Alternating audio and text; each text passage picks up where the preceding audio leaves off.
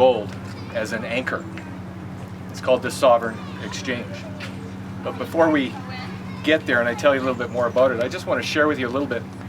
I've had some first-hand experience with the income tax and with the so-called legal system. And in my travels, I took it upon myself to look up some words.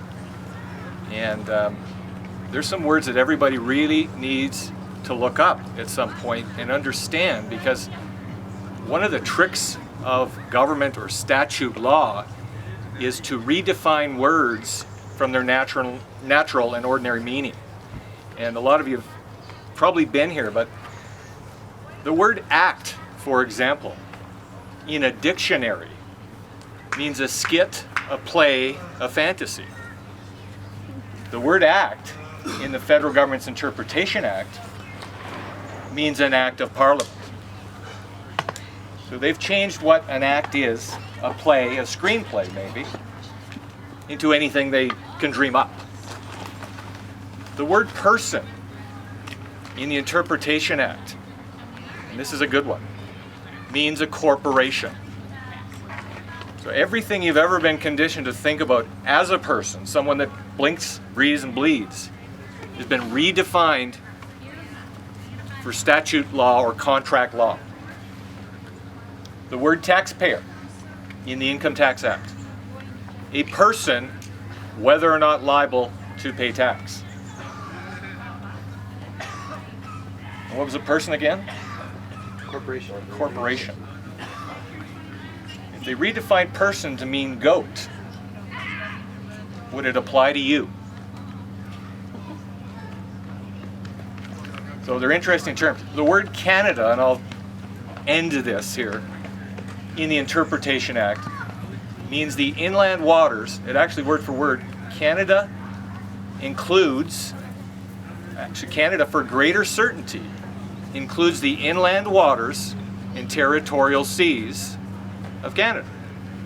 He said come back in 10 minutes. Canada, So I came back. by their definition, means water, and only water. And that connection has been made in their admiralty law and in their so-called court or legal system.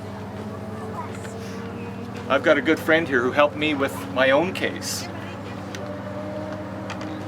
About 3 years ago, I was charged with failure to blow at the border, 176th Street border crossing in Surrey.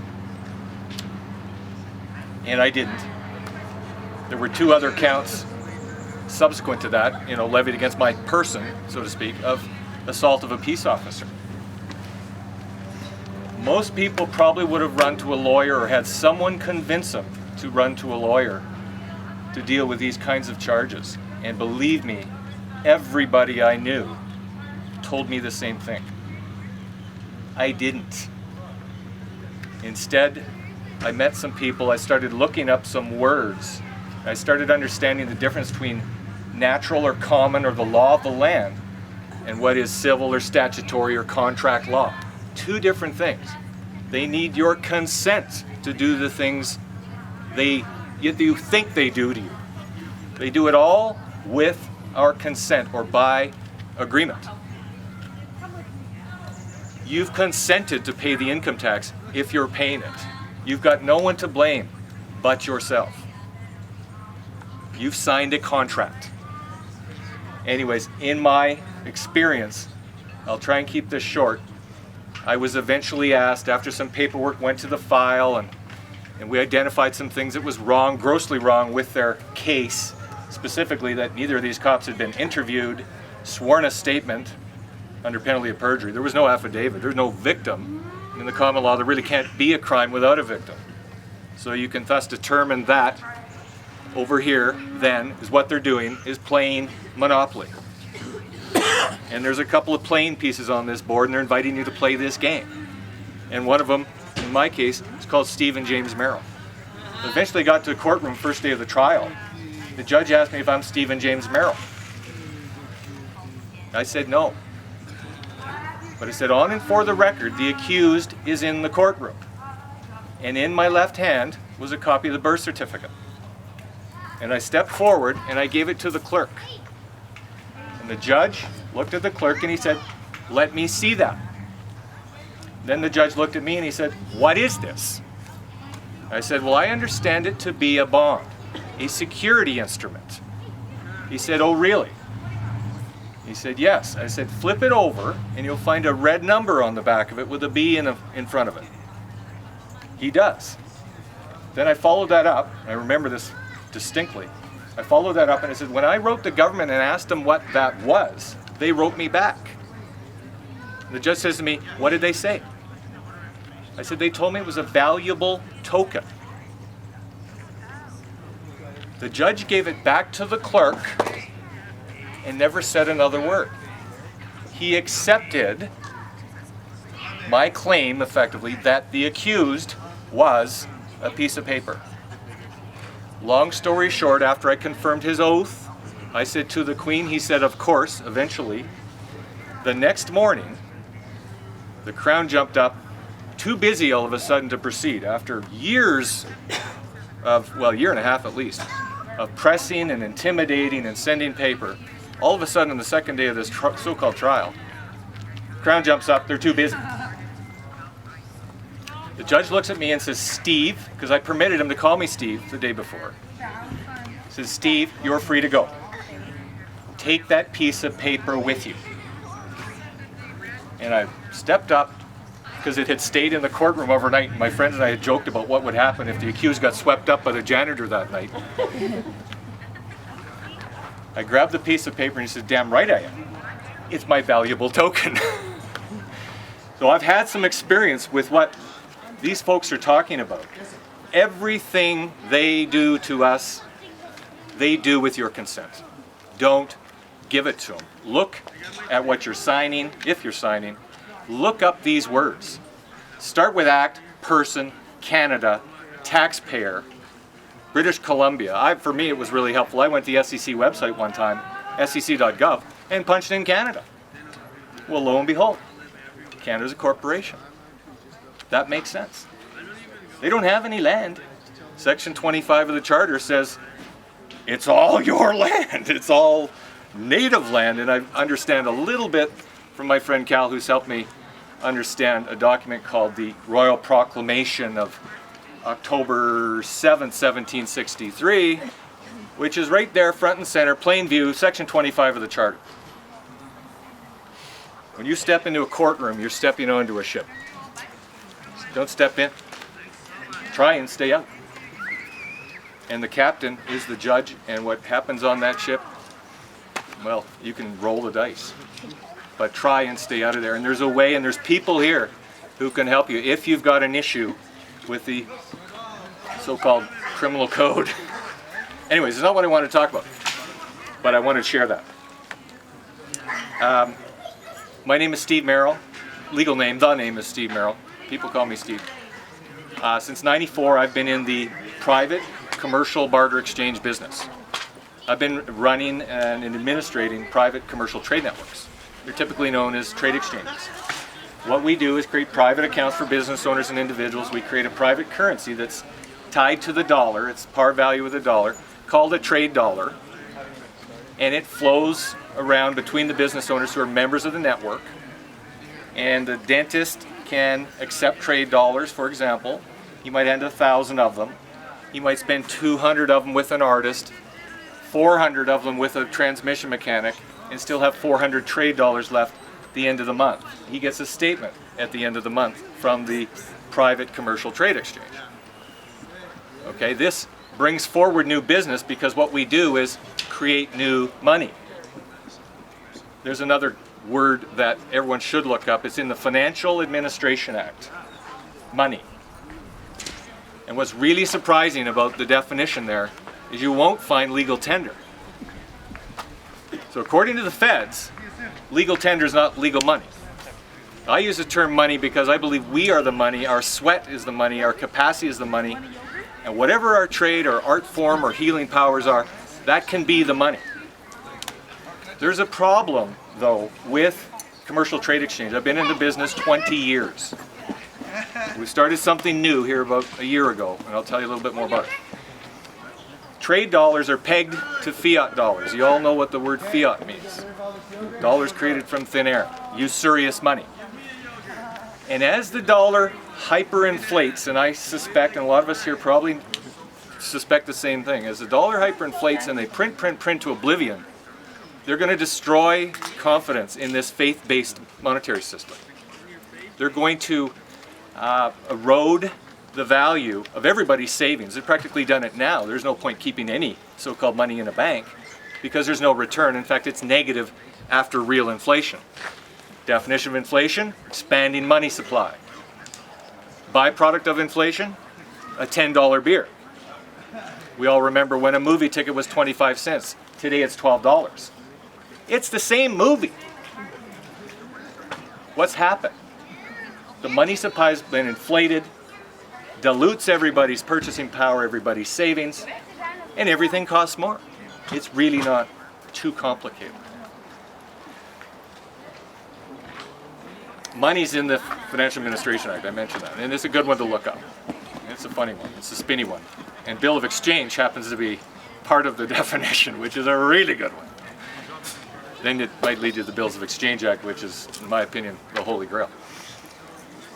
What we've done now is create a new barter exchange. I use a barter exchange operating system. I'm very familiar with people around the world who write software, who write code that administers private banking or private barter exchange, or what is commonly referred to in our circles as private credit clearing solutions. I've started a new trade exchange. It's called the Sovereign Exchange.